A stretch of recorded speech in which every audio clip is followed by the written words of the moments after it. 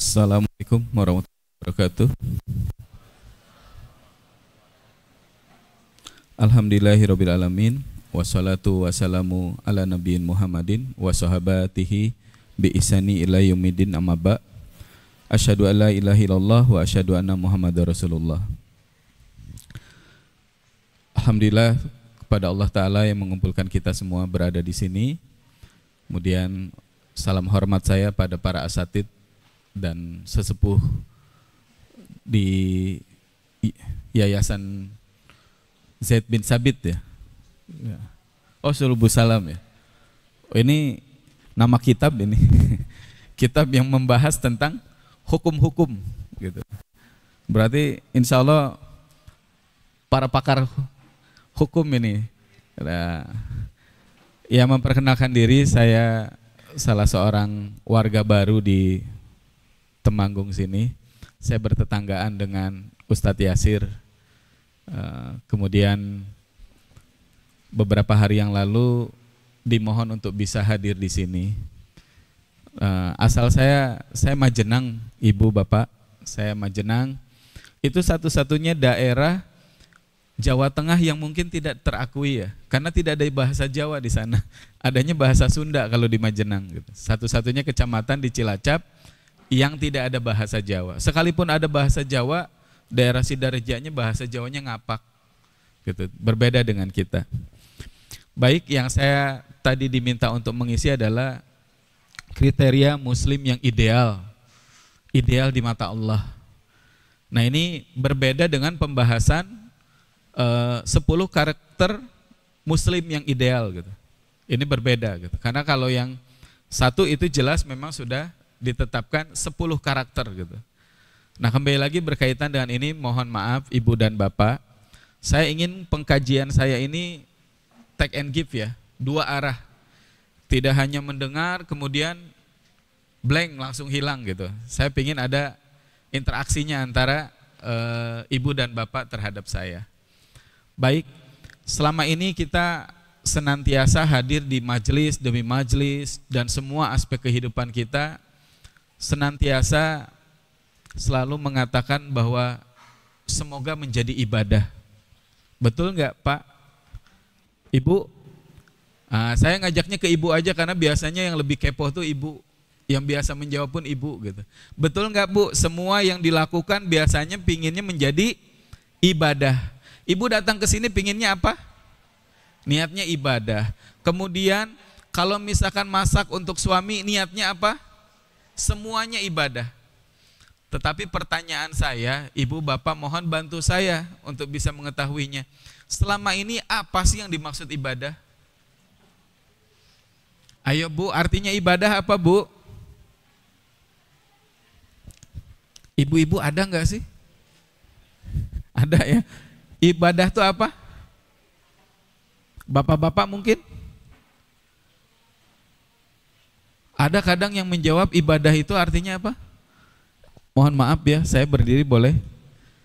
Karena kalau duduk ini antara meja dan naruh kitabnya jauh. Ibadah itu apa? Ada yang kadang menjawab menjauhi larangannya, menjalankan perintahnya, itu takwa bukan ibadah. Itu takwa bukan ibadah. Kalau ibadah itu apa sih? Ngapunten Bapak. Mendekatkan diri pada Allah. Ya bisa, tapi bukan itu sebenarnya. Secara arti ibadah itu segala sesuatu yang kita lakukan hanya berharap ridhonya Allah, itu namanya ibadah. Semua yang kita lakukan berharap Allah ridho pada yang kita lakukan, itu namanya ibadah. Gitu. Nah, jadi mohon maaf, yang pertama yang kita mau bahas adalah, sampai mohon maaf kalau Rasulullah itu terkadang menyampaikan nasihat pada para sahabat, terkadang ada yang membentuk tausiah, ada yang tiba-tiba langsung berkata, ada yang tiba-tiba langsung nasihat demi nasihat dari satu orang ke satu orang. Tetapi ada satu di mana Rasulullah mengatakan bahwa amalan yang kita lakukan tidak dapat membuat diri kita masuk ke dalam surga. Amalan, semua amalan yang kita lakukan tidak dapat membuat diri kita masuk ke dalam surga. Gitu. Kemudian sahabat bertanya, bagaimana denganmu ya Rasulullah? Sampai Rasulullah pun mengatakan, wala ana, sekalipun saya. Gitu. Jadi apa yang pertama, Muslim ideal itu adalah yang senantiasa berharap ridhonya Allah. Allah ridho pada diri kita. Gitu. Jadi ternyata apa? Kembali lagi bahwa yang dapat mengantarkan kita ke dalam jannahnya Allah itu adalah ridhonya Allah. Bisa kebayang nggak? Ibu bisa tahu nggak ada sholat yang ibu lakukan mana yang tidak diridhoi, mana yang diridhoi? Bisa tahu nggak? Nggak bisa tahu kan? Nah semua yang kita lakukan itu adalah berharap ridhonya Allah. Mohon maaf, saya mau nanya-nanya ke bapak-bapak. Pak, kenapa sampai berapa tahun ini rumah tangga dengan ibu masih tetap harmonis? Kenapa bapak masih sayang sama istri? Kenapa ibu masih sayang sama suami?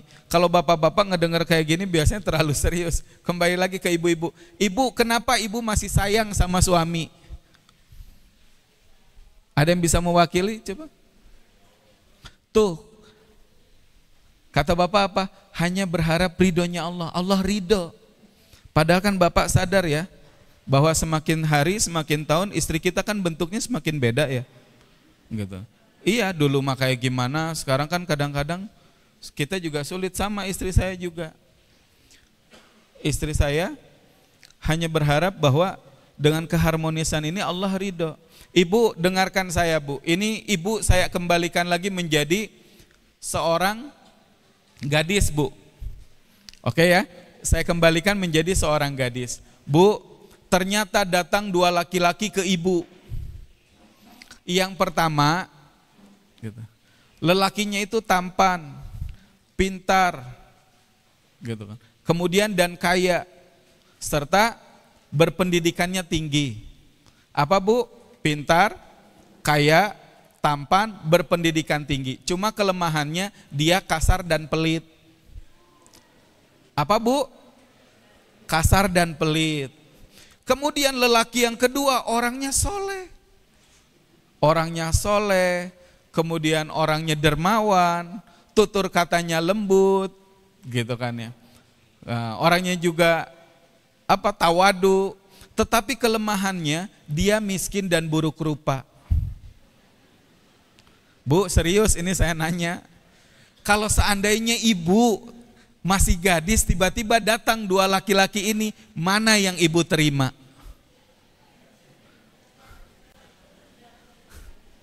Gak usah nanya ke sana karena ke sana laki-laki.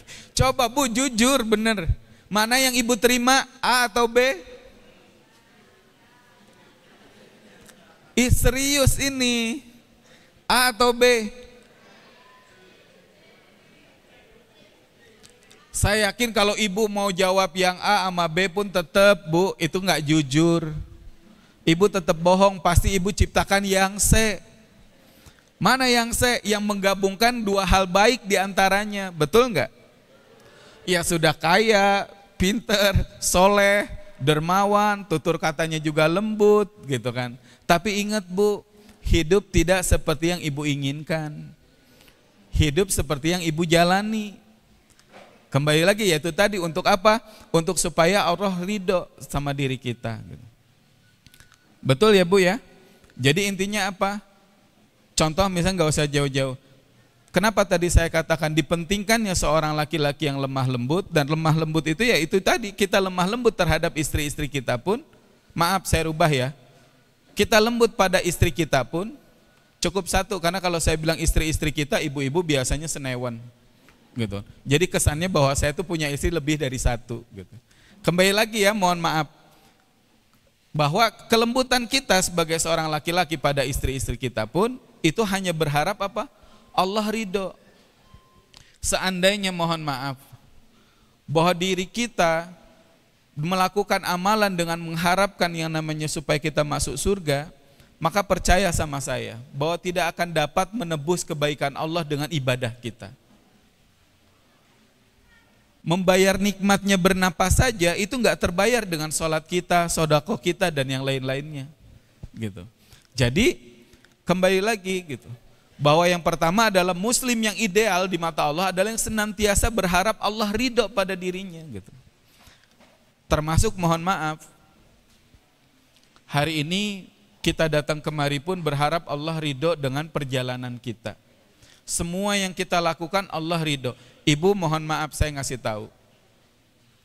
Ibu boleh nggak beribadah karena takut masuk neraka? Bapak boleh nggak beribadah karena takut masuk neraka? Boleh. Ibu boleh nggak beribadah pingin masuk surga? Boleh. Tetapi mohon maaf, yang tadi masuk neraka, yang tadi masuk surga, itu level terendah. Karena level tertingginya pada saat diri kita beribadah, itu adalah berharap Allah ridho dengan segala amalan kita. Allah ridho dengan segala yang namanya keberadaan kita. Baik ibadah kita dan yang lain-lain. Mohon maaf, makanya saya sampaikan ke suami-suami, ini kan ada juga santri ya, yang insya Allah nanti akan kelak menjadi suami juga. Bertutur kata yang baik terhadap istri. Gitu. Sampai Rasulullah lihat nggak pernah manggil nama terhadap istrinya. Gitu. Istrinya dipanggilnya apa sama Rasulullah, Bu? Humairah, artinya apa? Yang pipinya kemerah-merahan. Tetapi bapak nggak boleh lebay. Jangan panggil istri kita Humairah kalau memang dia kulitnya hitam. Tapi tetap aja panggilnya Humaireng, gitu kan. Menandakan apa? Malah nanti disangkanya menghina, gitu. Ingat ya, jadi apa? Yang pertama Allah ridho, baik, yang nggak usah yang jauh-jauh lah. Saya bahas tentang rumah tangga aja deh. Rumah tangga yang diridhoi Allah itu adalah yang gimana? Kenapa kalau orang nikah suka ada doanya sakinah, mawadah, warohmah? Kenapa mawadah bukan mahabbah? Ada yang tahu nggak kenapa? Padahal sama loh, mahabbah cinta yang mendalam, mawadah cinta yang mendalam.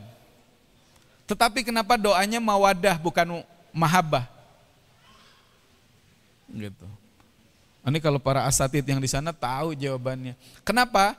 Karena kalau mahabbah itu cinta yang mendalam, tapi ada waktunya, ada batasnya bentuk cintanya. Seperti ibu dulu suka dengan handphone merek ini, sekarang berubah, dirubah, gitu. Jadi cinta yang mendalam tapi mengenal kadar waktu, gitu. Sementara mawadah cinta yang mendalam tapi tidak ada batasan, seperti cinta ibu terhadap anak, anak terhadap orang tua, gitu kan. Bingung kalau rumah tangga modelnya mahabbah. Karena nanti apa? Karena akan ada kebosanan, gitu. Boleh jadi tiap tahun ganti istri, gitu. Karena kenapa? Karena yaitu tadi, karena modalnya mahabbah, bukan mawadah. Nah, jadi kembali lagi, kenapa? Semakin yang namanya kalau mawadah, berharap ridha Allah dengan mawadah, itu kita bagaimanapun bentuk istri nanti ke depannya, kita akan semakin cinta, gitu. Semakin tidak jelas istri, kita semakin cinta, gitu. Semakin cinta kepada ketidakjelasan istri, gitu. Nah, jadi mohon maaf saya kasih tahu, memang betul Bu, itu yang harus digapai. Semakin banyak kekurangan pasangan kita, semakin kita cinta sama dia, karena semakin banyak ladang amal yang Allah sediakan buat diri kita.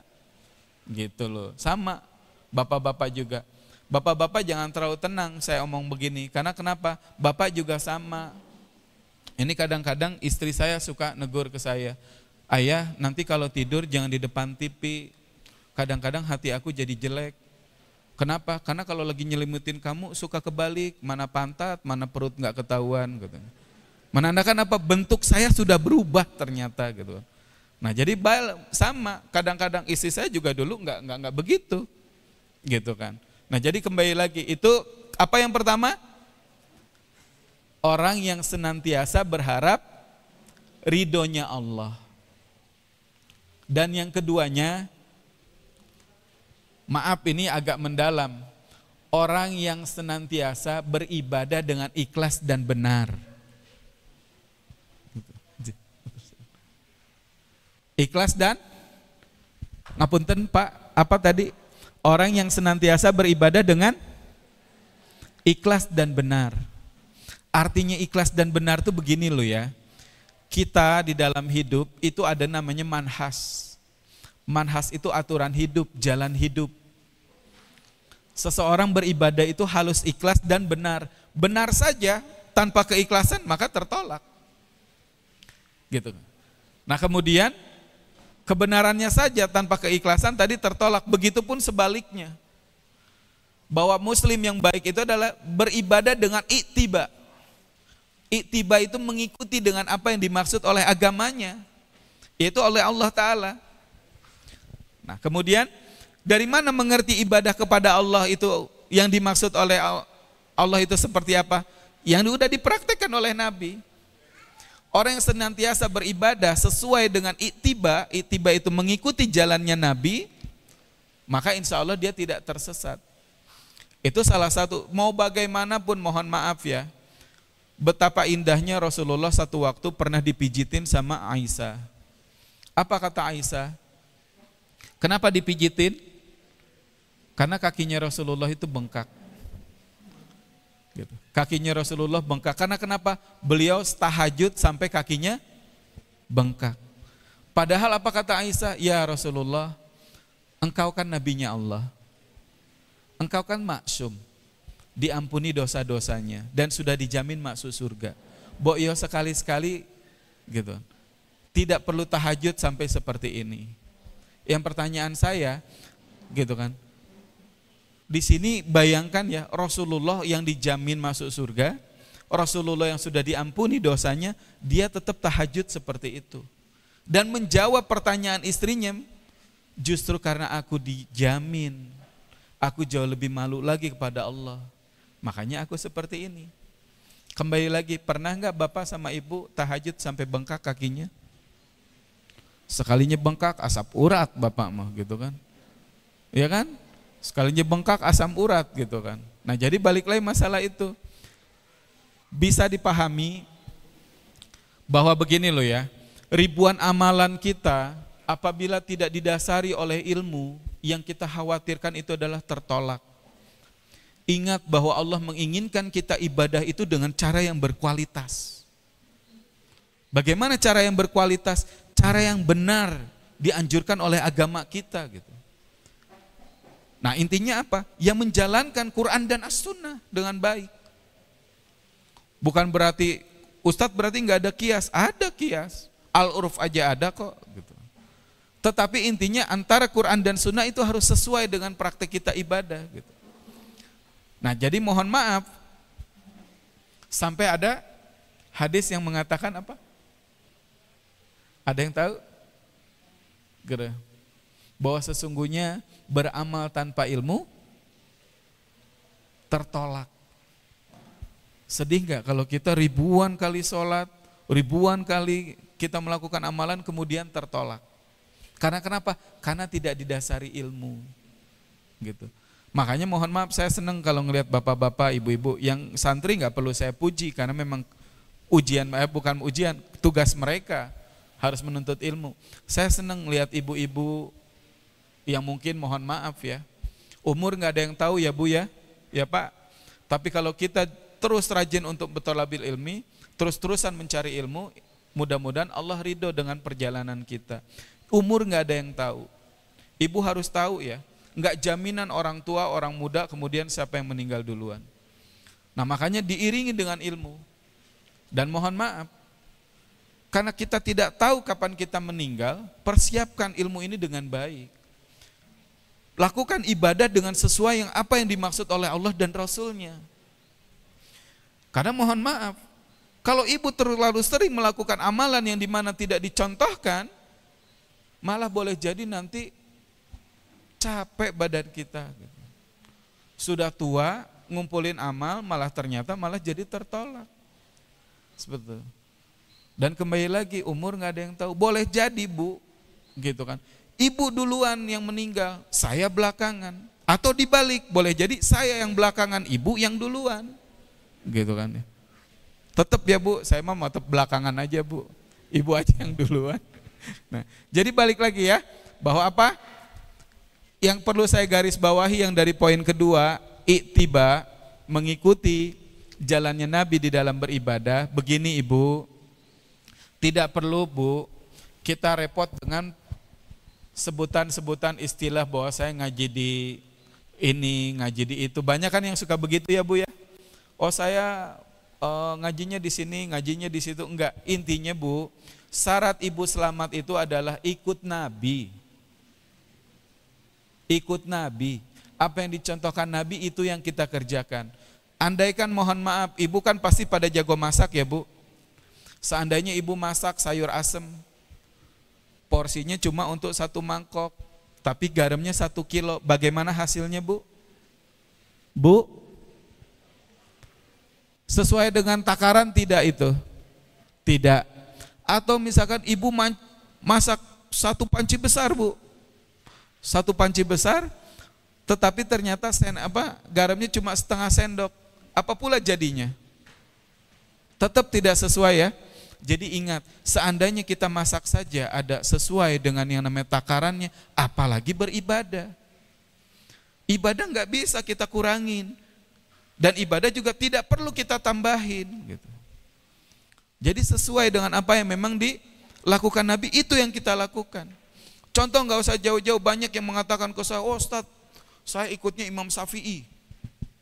Saya nggak mau ikut imam-imam yang lain gitu kan. Begitu saya membaca sejarah tentang Muhammad bin Idris, sampai dia terkenal, sampai dia menjadi ulama, gitu kan. Si bapak itu yang ngomong tadi, saya Imam Syafi'i itu lain, dia nanya, Ustaz Muhammad bin Idris siapa Ustaz? Atau jangan-jangan bapak-bapak juga ada yang nggak tahu? Santri tahu kan ya? Kalau santri tahu pasti. Muhammad bin Idris siapa? Santri? Ini ada santri nggak sih ditanyanya? Ada yang tahu nggak Muhammad bin Idris siapa? Kita rileks ya, karena diminta sama Pak Yasirnya rileks. Ada yang tahu? Ibu-ibu ada yang tahu nggak Muhammad bin Idris itu siapa? Sekali lagi saya tanya, ibu-ibu ada nggak sih? Padahal tahu saya ada. Ibu, Muhammad bin Idris siapa Bu? Ada yang tahu? Tuh bapak jawab, Imam Syafi'i. Nama asli Imam Syafi'i itu Muhammad bin Idris. Gitu. Ya. Jadi yang keduanya tadi yang selalu ittiba pada Nabi. Gitu. Atau misalkan mengikuti jalannya Nabi. Ini ngapunten ya, soalnya kitabnya gak bisa dibuka, mejanya kejauhan. Dan di antara ciri yang ketiga itu adalah seorang muslim yang senantiasa bersyukur dan bersabar. Ibu harus paham, bapak harus paham bahwa mayoritas umat Rasulullah nanti masuk surga itu dari 2 arah atau dari 2 pintu, yaitu bersyukur dan bersabar.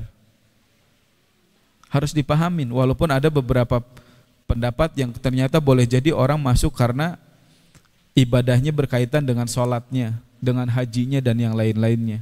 Tetapi senantiasa kebanyakan orang sampai kepada surga itu dengan pintu bersyukur dan bersabar. Gitu. Oh enggak usah, enggak apa-apa. Enggak apa-apa, makasih. Ya, saya lanjutin ya. Bersyukur dan bersabar. Bapak atau ibu, saya mau nanya Bu, kalau ibu dikasih ujian dan suami ibu dikasih ujian, ibu pengen suami ibu diujinya seperti Nabi Sulaiman atau Nabi Ayub? Bu jawab Bu. Ibu pengen suaminya diujinya seperti Nabi Sulaiman atau Nabi Ayub? Atau bapak diuji pinginnya seperti apa? Ayo jujur, Pak Denis, pingin diuji seperti siapa? Kamu malah Yusuf. Yusuf nggak pertanyaan itu. Cuma saya heran ya, kenapa orang yang namanya Yusuf rata-rata tampan gitu? Enggak, saya cuma heran itu aja, gitu. Nggak usah jadi kepo Bu. Nah, jadi balik lagi, kenapa? Tadi pingin jadi apa? Pasti jawabannya kebanyakan pengen diuji seperti Nabi Sulaiman. Gitu. Kenapa? Karena memang enak, punya kerajaan, bahkan kerajaan jin pun takluk, kaya dan yang lain-lain. Ingat Bu, ya, saya ngasih tahu ke ibu-ibu ini berkaitan dengan antara bersyukur dan bersabar. Ada salah satu cerita, kemudian di salah satu kantor ada arisan kantor. Nah, teman saya ini, maaf kalau ada yang namanya sama, Pak Agus ini istrinya cantik. Ya kalau saya nilai itu 9,5 lah. Gitu ya. Maaf, Dian Sastro aja itu cuma 8,5 Bu. Gitu. Ini di atasnya itu gitu kan.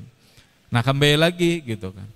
Tetapi dia punya suami namanya Pak Agus yang ketampannya 2,3. Gitu. Nah, kemudian begitu pada arisan, istrinya berhalangan untuk datang. Nah, kemudian setelah Pak Agus pulang, dia kemudian melihat istrinya dan dia menangis. Kenapa menangis? Karena ternyata dia ceritakan bahwa di antara istri teman-temannya itu tidak ada yang secantik istrinya. Betapa bersyukurnya dia mendapatkan istri yang begitu cantik. Dia terharu dan dia menangis. Tetapi setelah Pak Agus yang menangis, istrinya pun juga menangis. Kenapa menangis? Dia pun juga pulang dari kondangan, ketemu sama suami-suami teman-temannya, yang ternyata tidak ada yang sejelek suaminya. Jadi ternyata antara bersyukur dan bersabar berkaitan. Ya, berkaitan gitu. Mohon maaf, saya mau nanya, ibu-ibu udah bersyukur belum dapat suami yang sekarang? Bersyukur kan? Nah, dan mohon maaf, saya ngasih tahu, ibu tahu kan mi'rajnya Rasulullah? Kemudian paling banyak di neraka itu siapa? Paling banyak di neraka siapa Bu? Ya, perempuan atau wanita. Tahu nggak Bu, yang paling banyak di dalam neraka itu perempuan yang seperti apa? Hah? Ternyata pas udah dikaji, udah ditelusuri, ternyata keterangannya itu bukan pezina, bukan yang tidak memakai jilbab, gitu. Tapi ternyata wanita yang paling banyak di dalam neraka itu adalah wanita yang senantiasa mengkufuri nikmat suaminya. Mengkufuri nikmat suaminya. Atau mohon maaf, suka menghilangkan jasa, ngerti nggak? Kadang nih yang saya suka dengar dari beberapa ya suami yang curhat ke saya tuh, pernah Ustaz, istri saya ngungkit-ngungkit. Kenapa? 10 tahun aku nikah sama kamu, dapat apa coba? Gitu kan. 10 tahun nikah sama kamu, bisa dapat apa coba? Padahal dia lupa, dia ngomong bagai begitu, anak udah 11, mobil 1, rumah 1 gitu. Anak 11, dia masih tetap mengatakan dapat apa coba? Nah, jadi menandakan apa? Kurang bersyukur. Hati-hati ya Bu ya, bahwa ternyata ini sunatullah, bukan saya nakut-nakutin gitu. Bahwa kebanyakan di antara penghuni neraka itu adalah perempuan yang senantiasa mengkufuri nikmat suaminya. Nah, jadi kembali lagi, sampai hari ini monggo Bu, bersyukur kepada Allah sudah diberikan pendamping yang terbaik gitu, yang mencintai ibu seperti yang tadi saya katakan, mawadah, pencintai yang tidak ada akhir gitu kan. Ada salah satu, mohon maaf gitu kan, kalau di kota besar Bu, kebanyakan kuburan itu kan udah sempit ya, sudah susah kayak di Bandung, kemudian di Jakarta gitu. Terkadang kalau ada orang yang meninggal dimakamkan di masih tanah keluarganya atau bekas kuburan keluarganya. Ibu harus tahu, masih ada yang ingat sama Ustadz Jepri enggak?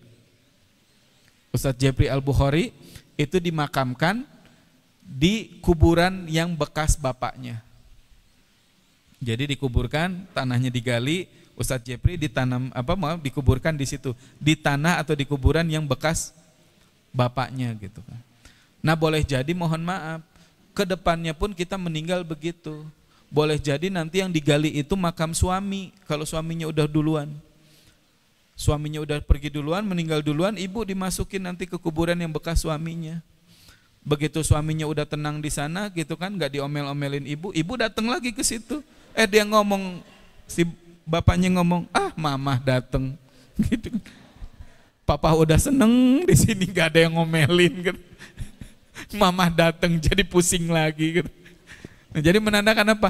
Itu Bu harus paham bahwa lelaki itu jasanya tinggi. Bahkan kata Rasulullah apa? Seandainya tidak menyalahi aturannya Allah, maka aku akan perintahkan seorang wanita untuk bersujud di kaki suaminya. Karena tingginya itu jasa suaminya. Dan mohon maaf, lanjut yang keempat, muslim yang ideal itu adalah muslim yang senantiasa menjaga lisan dan tidak masuk surga gitu. Bagi orang yang menyakiti tetangganya atau orang lain dengan lisannya. Ingat Bu, ingat Pak, bahwa lisan kita ini adalah etalase hati. Cerminan hati kita itu adalah di lisan kita. Kadang-kadang ya saya nggak ngomongin bapak-bapak karena saya jarang ketemu bapak-bapak yang nongkrong kemudian ngegosip kemana-mana. Yang saya khawatirkan ibu-ibu. Contoh mohon maaf gitu kan. Saya pernah satu waktu ngebesuk ibu-ibu di PKU gitu kan. PKU tuh Muhammadiyah Paraan ya. Nah kemudian sama kayak ibu-ibu, sama jemaah ibu-ibu gitu kan. Kemudian ibu-ibu itu yang kita besuk di sana tuh, Ustadz mohon doanya, saya sakit, semoga saya sembuh, kemudian saya bisa beraktivitas kembali dan ikut pengajian lagi. Namanya ibu-ibu kadang suka keceplosan yang enggak-enggak. Tiba-tiba dia yang nanya, sakit apa Bu? Sakit tipes. Oh sakit tipes. Udah berapa hari? Udah 3 hari. Oh sama, kayak tetangga saya. Tetangga saya juga dirawat di sini, penyakitnya juga sama tipes. Ruangannya kalau nggak salah sama, cuma dia meninggalnya di hari ke-5. Gitu. Nah gimana tuh Bu? Udah gitu 3 orang aja yang datang ngebesuk kayak begitu, dan lisannya sama kayak gitu, itu besokannya dia drop. Nah ini kadang-kadang ibu-ibu, tidak saya menginikan ibu-ibu, tetapi kadang-kadang kebiasaan yang tidak penting gitu kan, untuk disampaikan jadi disampaikan. Ada juga yang kadang-kadang nih serius, ini berlaku kepada ibu saya loh ya, saya bukan ngejelekin yang lain, saya ibu saya aja contoh gitu. Kadang-kadang kalau misalkan lagi zikir pun begitu. Yang namanya perempuan nggak bisa diam. Subhanallah, subhanallah, subhanallah. Tapi kalau ada yang lewat gitu kan, dia manggil, "Sub, tukang sayur lain eta." Gitu. Iya mah, udah. Ditahan dulu gitu kan. Astagfirullahaladzim, astagfirullahaladzim, astagfirullah. Itu aja bawangnya setengah. Kemudian jangan lupa itu 1 kilo gitu kan ya, ikan jairnya. Astagfirullahaladzim, astagfirullahaladzim. Lupa itu cabenya udah habis di kulkas gitu. Masih bisa konsen ibu-ibu. Gitu kan. Atau yang keduanya waktu itu zaman Anang sama Krisdayanti cerai. Assalamualaikum, assalamualaikum gitu. Sup, gedein dulu tipinya Sup. Gimana itu kelanjutannya Anang sama Krisdayanti? Gitu kan. Menandakan apa? Ibu-ibu. Gitu. Sampai dikatakan tadi saya juga ngomong di mukadimah apa? Ibu bapak yang saya hormati. Karena saya selalu mendahulukan ibu-ibu. Dan menjaga lisan. Contoh nggak usah jauh-jauh. Dan wanita, ingat loh Pak, wanita ini makhluk yang keras hati gitu. Ngelihat teman saya, Pak Puspowardoyo yang punya ayam bakar Wong Solo, siapa yang tahu? Kalau Pak Topo pasti tahu. Pak Puspowardoyo. Kemudian saya kenalin di Bintaro, saya makan di ayam bakar Wong Solo karena habis isi kajian bulan puasa. Begitu dikenalin sama Pak Puspowardoyo, Ustadz ini yang satu, ini yang satu, ini yang satu. Nah ini alhamdulillah, ini yang satu yang pegang di Bintaro. Tahu nggak yang tadi sampai 4 orang itu dikenalin? Kemudian kata istri saya, ayah saya harap kamu nggak terlalu dekat ya sama dia. Saya mau dekat supaya saya bisa jadi pengusaha ayam bakar. Tetap ya, lebih baik kita begini tapi nggak usah dekat sama dia. gitu kan. Kemudian intinya apa? Wanita itu paling tidak mau dipoligami. Betul nggak Bu? Sekalipun udah ada film ayat-ayat cinta tetap susah. Diajak gitu kan. Akhirnya saya ajak istri saya. Ya udah yuk gitu. Kita lihat film syar'i, ini film bagus. Nah kemudian teman saya yang nulisnya si Abik, Habibur Rahman El Siraji, iya. Akhirnya kita nonton. Begitu nonton film ayat-ayat cinta, akhirnya dia nangis. Betapa terharunya ada mu'alaf masuk kemudian dinikahi oleh seorang ustadz namanya Fahri. Kalau dalam kehidupan dia namanya Yusuf Bu, gitu kan. Nah jadi balik lagi masalah itu. Setelah saya ajak nonton seperti itu, dia berubah pandangannya. Oh Masya Allah ya, ternyata bermanfaat ya, gitu. Akhirnya saya tanya, jadi gimana? Boleh saya melakukannya? Boleh. Tapi aku ada syarat. Apa? 3 syaratnya. Yang pertama, lakukan karena Allah, bukan karena hawa nafsu. Gitu. Lakukan karena Allah. Dan yang keduanya, harus mampu berbuat adil. Gitu. Insya Allah saya bisa adil. Dan yang ketiganya, langkahin mayat aku. Yang ketiganya nggak mungkin saya lakukan, ya sudah saya nyerah. Dan alhamdulillah sampai belasan tahun ini masih tetap dengan makmum yang satu. Gitu. Jadi menandakan apa? Padahal saya dulu nikahin dia tuh tawakal loh Bu. Saya tidak pernah melihat wajahnya. Setelah dia jadi istri saya baru tahu wajahnya. Gitu. Jadi dia orang Solo pun saya baru tahu. Gitu. Saya kenalnya Selasa, Jumatnya saya sudah menikah. Gitu. Karena ya sudah takdir aja gitu. Jadi balik lagi masalah itu ya. Orang yang senantiasa menjaga lisannya. Sampai ada orang curhat ke Rasulullah, ya Rasulullah, saya memiliki tetangga. Orangnya baik, gitu kan, dermawan, kemudian suka sholat berjamaah, hajinya berkali-kali. Tetapi apabila dia berkata menyayat hati, apa kata Rasulullah? Gitu. Orang itu penghuni neraka. Jadi jangan sampai diri kita menyayat hati tetangga kita. Makanya dalam bab fikih muamalah itu salah satu yang dibahas itu adalah apa Bu? Adab dalam bertetangga. Adab dalam bertetangga. Gitu. Ya, dan yang kelima mohon maaf. Ini yang kelima adalah muslim yang senantiasa bersikap qanaah. Ibu tahu qanaah gak Bu, Pak? Qanaah apa? Ibu, ini ibu yang sejajar dengan saya, pandangannya yang sudah seperti ibu saya usianya, paling aktif itu menjawabnya. Qanaah apa Bu? Gimana Bu? Qanaah tuh bersyukur dengan apa yang ada. Bersyukur dengan apa yang ada. Begini loh, qanaah itu kalau disejajarkan dia berlawanan atau berlawanan dengan bersyukur. Kalau orang bersyukur harus meningkat. Oh syukur, saya sudah hafal juz amma. Besokannya rasa syukurnya itu harus ditingkatkan dengan dia hafal juz 30, juz 29, juz 27 itu. Orang bersyukur tuh meningkat. Tapi kalau qanaah dia stuck di situ. Sebenarnya begini, Pak Yasir bisa saja, Ustadz Yasir bisa aja beli Rubicon. Duitnya juga ada kok. Gitu kan. Tapi dia cukup gitu kan dengan Fortunernya. Sudah bersyukur dengan apa yang dia ada, itu qanaah. Ibu juga sama. Gitu. Kadang-kadang qanaahnya ibu malah lebih pada, maaf ya, bukan pada pakaian ya. Tapi jarang sih, mohon maaf saya ralat, ibu-ibunya jarang yang qanaah, banyakan bapak-bapak. Karena justru tidak qanaahnya bapak-bapak gara-gara ibu-ibu. Gitu kan. Jadi bapak misalkan mohon maaf, bapak tuh udah punya kemeja ini gitu kan. Dan dia minta sama istri untuk beli kemeja yang baru yang lebih mahal. Dia enggak merasa bahwa dirinya itu cukup dengan apa yang dia sudah miliki.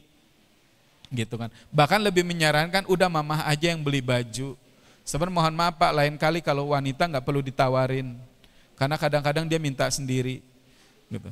Jadi kembali lagi, orang yang senantiasa bersikap qanaah. Qanaah itu bersyukur atau merasa puas dengan apa yang sudah dia miliki. Tapi ada satu yang tidak boleh kita bersikap qanaah. Apa yang satu? Berkaitan dengan apa yang satu yang tidak boleh kita bersikap qanaah?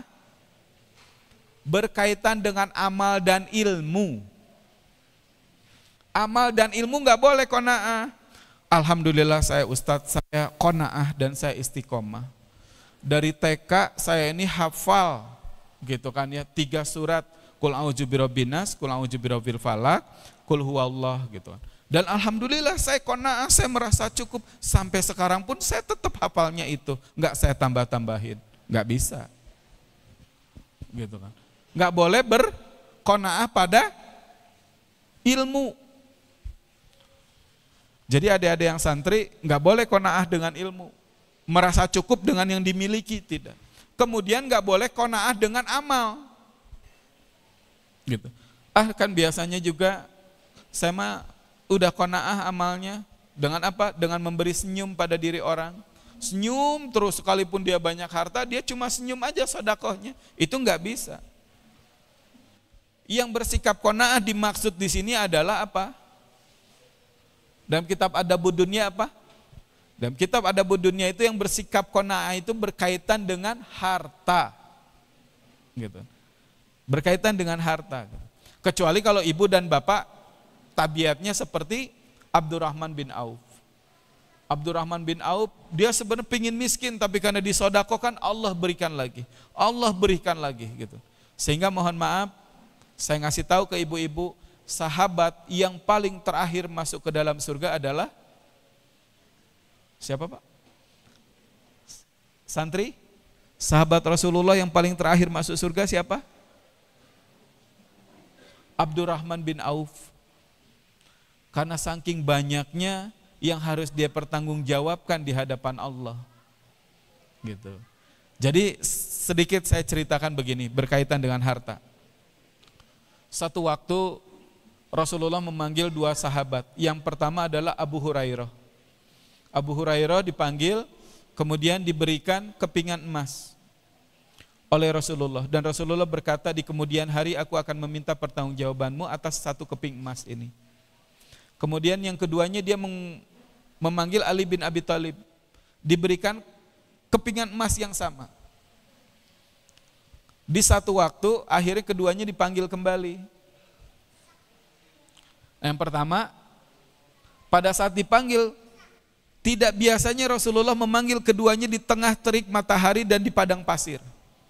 Dan pada saat Rasulullah meminta untuk dijelaskan 1 kepingan emas itu kepada Ali bin Abi Thalib, engkau buat apa itu 1 kepingan emas? Ali menjawab, cuma 1. Aku mau berniaga, aku datang ke pasar, tetapi kemudian di depan pasar ada pengemis yang sudah kelaparan. Sehingga aku tidak jadi berniaga, dan kemudian aku berikan harta itu pada kepingan emas itu kepada pengemis yang kelaparan itu. Sudah, setelah itu apa? Tidak ada. Setelah itu kepingan emas itu sudah tidak ada padaku. Kemudian Rasulullah izinkan dia untuk memakai sendalnya kembali. Jadi yang tadinya kepanasan, sudah tidak kepanasan karena memakai sendalnya kembali. Kemudian Abu Hurairah ditanya yang sama, sambil melepas alas kakinya. Kemudian Abu Hurairah berhasil masuk pasar.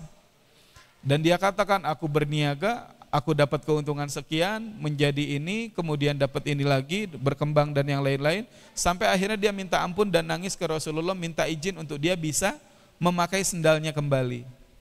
Padahal pertanggungjawaban dia belum selesai. Paham gak Bu? Nah jadi menandakan apa? Semakin kita direpotkan oleh dunia, semakin lama kita di hadapan Allah untuk mempertanggungjawabkannya. Gitu. Kita bisa bayangkan ya, kedua sahabat aja seperti itu.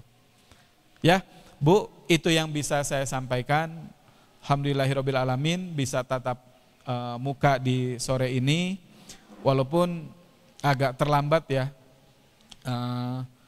Mungkin saya yang harus maklum karena waktu Indonesia bagian Temanggung kan memang agak mepet-mepet setengah jam atau 1 jam terlambatnya ya. Kebiasaannya kan kalau di Wonosobo tepat waktu, kalau di tempat lain tepat waktu gitu kan. Enggak, ini sebenarnya bercandaan. gitu kan. Bahwa saya di sini dijadwalin jam 4 tapi jam 5 baru ke sini.